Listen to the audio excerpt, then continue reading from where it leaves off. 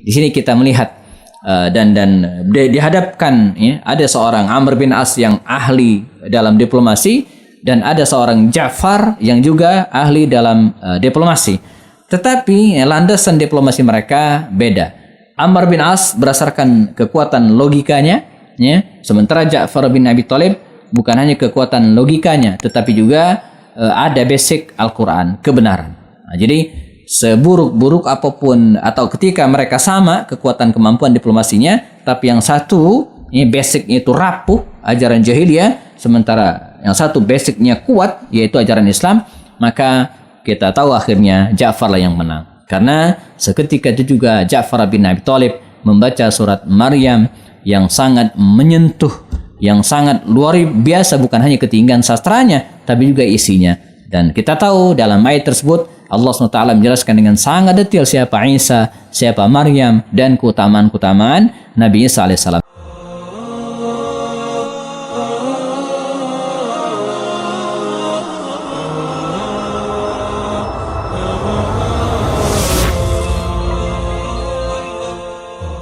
Assalamualaikum warahmatullahi wabarakatuh. Alhamdulillahi rabbil alamin wa bihi nasta'in ala umur dunya waddin. Asyhadu an la ilaha illallah, asyhadu anna Muhammadan abduhu wa rasuluhu la nabiyya ba'dah. Teman-teman sekalian dimanapun berada, masih bersama saya Happy Andi Bastoni. Kita dalam program kajian Sirah An-Nabawiyah melalui video pendek mengenal Rasulullah SAW lebih dekat, ya. Dan pada video-video sebelumnya kita sudah bahas banyak hal, ya, dari kelahiran Rasulullah SAW sampai kemudian kondisi kaum muslimin yang berada di Mekah pada waktu itu di tengah rintangan-rintangan yang mereka hadapi. Baginda Rasul SAW mengizinkan kepada para sahabatnya untuk hijrah ke Habasyah. Ya, kita pernah bahas Nabi mengizinkan kepada mereka untuk hijrah dan berangkatlah angkatan pertama dipimpin oleh Utsman bin Affan radhiyallahu anhu, ya. Namun tidak lama kemudian mereka pulang lagi ke Makkah Al-Mukarramah dan kemudian apa kemudian yang terjadi, ya? Mereka mengira bahwa tokoh-tokoh Quraisy waktu itu sudah masuk Islam. Ternyata informasi ini tidak benar. Akhirnya baginda Rasul kembali mengirimkan, ya, para sahabatnya untuk ke Habasyah, ke Ethiopia, ya. Nah, kali ini dipimpin oleh Ja'far bin Abi Thalib radhiyallahu anhu, seorang sepupu Rasulullah yang merupakan kakak dari Ali bin Abi Thalib.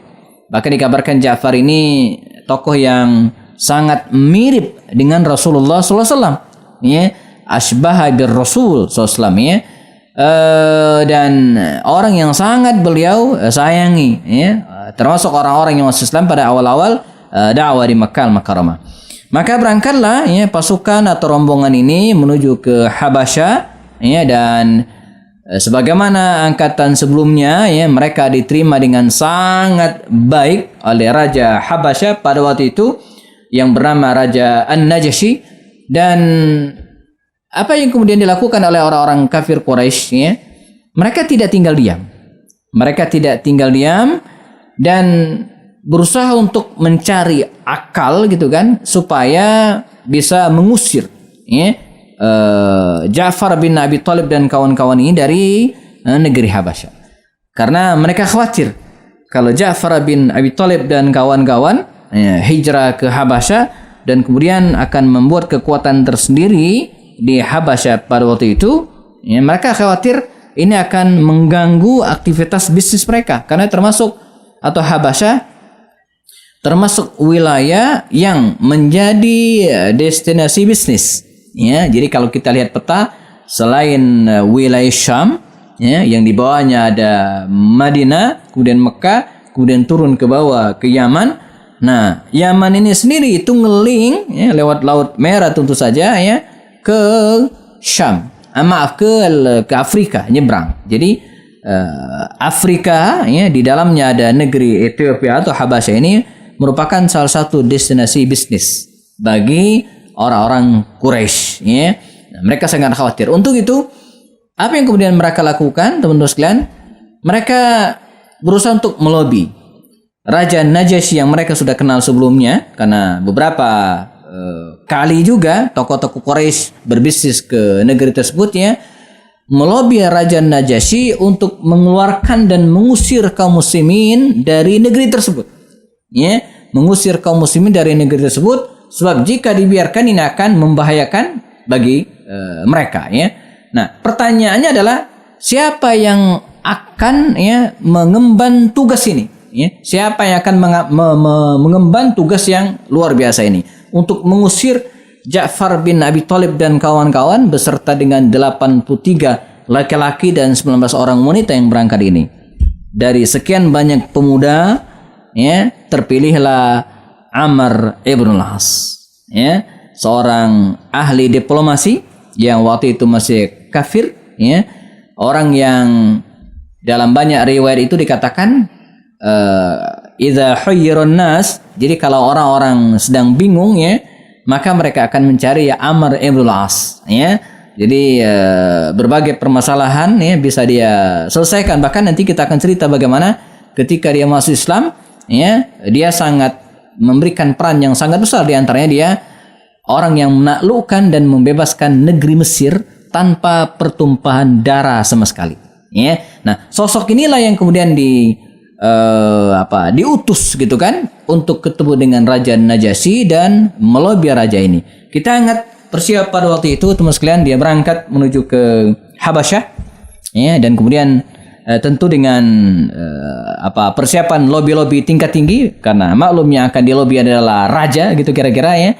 Dia bawa oleh-oleh, dia bawa rutob, dia bawa kismis, dia bawa oleh-oleh Mekah ya. Mungkin kalau kita dari Bogor bawa bolu talasnya gitu ya, khas Mekah lah ya.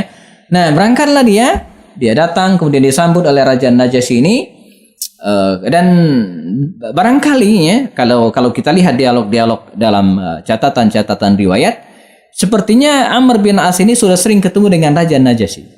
Karena begitu dia masuk dan datang langsung disambut dengan dengan gembira, ahlan wa sahlan ya Amr, selamat datang wahai Amr.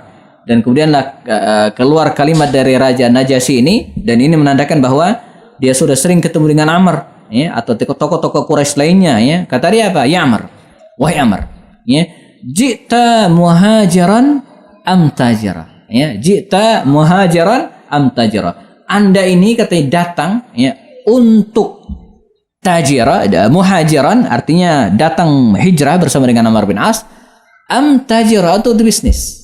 Jadi kehadiran Anda ke Habasyah ini hijrah sebagaimana Amr bin As dan kawan-kawan, atau untuk bisnis sebagaimana kebiasaan sebelumnya. Kata Amr bin As, la kilahuma ya ayyuhal malik, bukan dua-duanya wahai raja. Terus kata Raja Najasyi ini, untuk apa Anda datang? Saya, ini gayanya Amr bin As, saya katanya kan diutus oleh tokoh-tokoh Quraisy resmi atas nama pembesar-pembesar mereka, ru'asa'uhum, katanya begitu kan, tokoh-tokoh mereka. Saya resmi diutus ya untuk menyampaikan kepada Anda bahwa ada sekelompok orang dari kami, dia menyebutnya, dan saya atau kami lebih paham kondisi mereka daripada Anda yang mulia, Ja'far bin Abi Thalib dan kawan-kawan.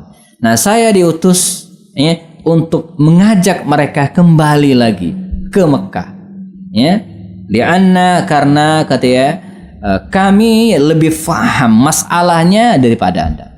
Nah, jadi kalau kita lihat dialog dan ungkapan Amr bin As ini menunjukkan tentang kemampuan diplomasi yang luar biasa. Pertama, dia membawa stempel dan kewibawaan tokoh-tokoh Quraisy. Nah, jadi dia langsung mengatakan, saya ini utusan. Jadi dia bukan atas nama pribadi. Ini dalam teori diplomasi sangat-sangat menarik gitu ya. Dia nggak bawa dirinya sendiri. Kemudian yang kedua apa? Kami katanya lebih paham ya tentang orang-orang yang hijrah ini daripada Anda, karena mereka adalah saudara-saudara kami, datang dari Makkah, kami lebih paham. Untuk itu kami minta Anda mengembalikan mereka kepada kami. Jadi saya diminta untuk menjemput. Tapi sebagaimana sabda Nabi bahwa Al-Malik, Raja Najasyi ini adalah rajulun seorang laki-laki yang adil. Laki-laki yang adil luar biasa. Dalam teori jurnalistik ya, dan ini sering diabaikan dalam kepenulisan berita hari ini, ada disebut dengan cover both side, seimbang. Jadi kalau kita menuduh seseorang mencuri, kita harus tanya pencuri itu dia benar nggak melakukan. Ya pencuri mana ada yang mengaku, tapi harus ditanya supaya bisa ditulis kalau dalam sebuah karya tulis. Nah demikian juga dengan Raja Najasyi ini, dia tidak menerima begitu saja, teman-teman sekalian, ungkapan dan tuduhan Amr bin As ini, tapi dia panggil Ja'far CS dan kemudian disidang, dihadap-hadapkan Amr bin As dan kemudian Ja'far.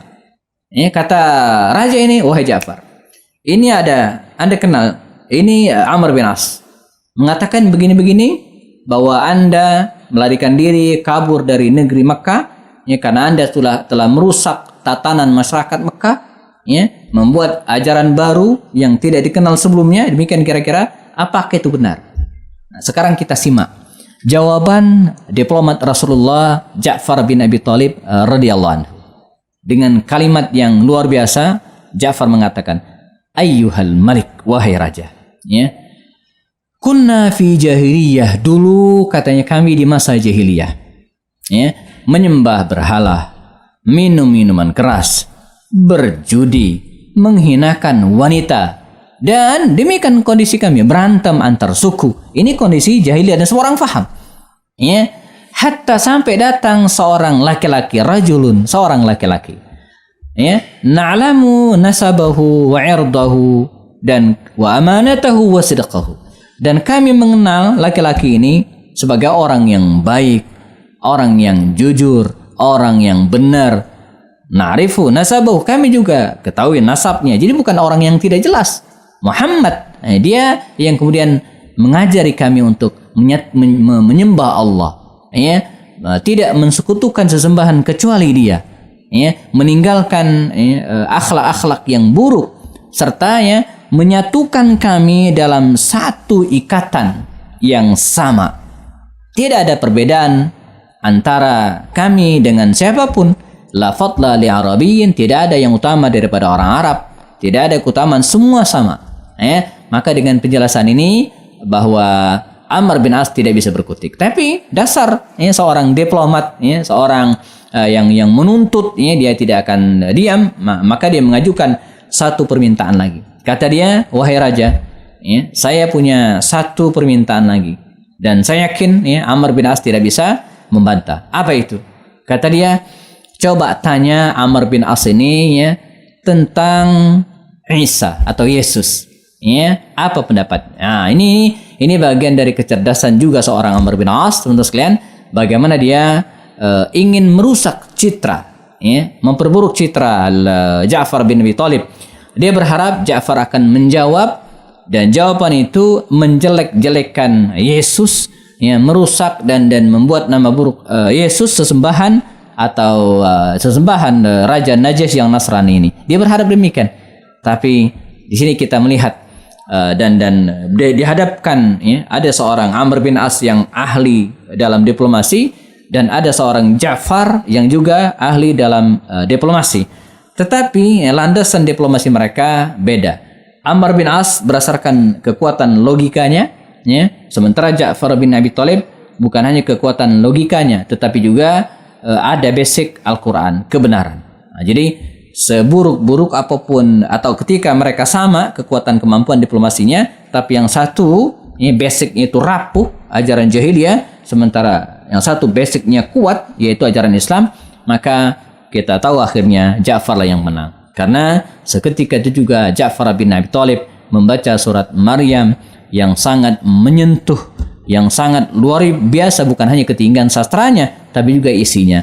Dan kita tahu dalam ayat tersebut Allah SWT menjelaskan dengan sangat detail siapa Isa, siapa Maryam, dan keutamaan-keutamaan Nabi Isa AS. Maka kata Al-Malik Raja ini, wallahi demi Allah, sungguh yang disampaikan oleh Ja'far ini tidak ada beda dengan ajaran kami. Kalaupun ada perbedaan, lalu dia mengambil semacam lidi begitu dan kemudian tunjukkan bedanya cuma segini, dikit banget.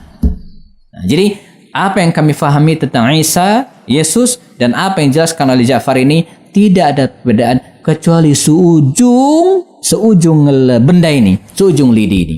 Ya, izhabu pergilah dan Anda bebas, free. Saya jamin Anda tinggal di sini sepuasnya di negeri kami Habasyah. Maka gagallah Amr bin As, dia pulang kembali ke Makkah Al-Mukarramah dengan tangan hampa, dan selanjutnya kaum muslimin tetap berada di sana sampai kemudian ketika terjadi perang Khaybar tahun ke-7 Hijriah, namun sekalian ya, baru Rasul mengcalling mereka untuk hijrah kembali ke Madinah Al-Munawwarah. Sehingga kalau kita hitung ya, hampir 10 tahun Ja'far itu berada di Habasyah. Nah, setelah belakangan dia kembali ke Madinah setelah perang Khaybar, dan Nabi menyambut dengan senang hati kedatangan Ja'far ini sampai beliau mengatakan, la adri li ayyihima ana usar, bi fathi Khaybar am bi qudumi Ja'far. Saya nggak tahu sehari ini senang banget entah karena kedatangan Ja'far atau karena kemenangan Khaybar. Namun sayang, setahun kemudian tak sampai Ja'far dapatkan hormatan, diizinkan oleh Allah memimpin pasukan perang ke Mu'tah, dan dia wafat dalam perang melawan orang-orang Romawi tersebut. Nah, lalu apa yang kemudian dilakukan oleh kaum muslimin ketika berada di Mekah? Jangan apa yang dilakukan juga oleh orang-orang kafir Quraisy. Kita akan bahas pada video berikutnya bersama saya Happy Andi Bastoni. Assalamualaikum warahmatullahi wabarakatuh.